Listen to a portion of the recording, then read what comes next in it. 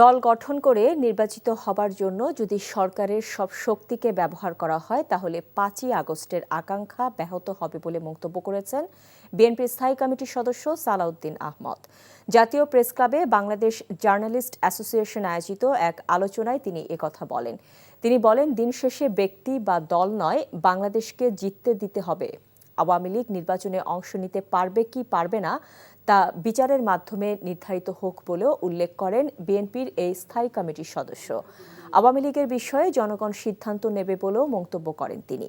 সালাউদ্দিন আহমেদ বলেন, সরকারের ভুল কর্মকাণ্ডের সমালোচনা করতে হবে, প্রয়োজনে সরকারকে সঠিকভাবে চলতে রাস্তায় আন্দোলনও করা হতে পারে। মাননীয় প্রধান উপদেষ্টা মাঝে মধ্যেই বলেন যে আমরা বেশি বেশি করে যেন সমালোচনা করি, সরকার সঠিক পথে থাকে। এই সরকারের একটি সঠিক গুণ আছে, তা হচ্ছে সরকার মাঝে মধ্যে ভুল সিদ্ধান্ত নিলেও সমালোচনার মুখে সেই ভুলগুলো শুধরায়, গু ধরে বসে থাকে না। এবং সরকার যখন ভুল শুধরায় তখনই মনে করতে হবে এই সরকার জনগণের সরকার।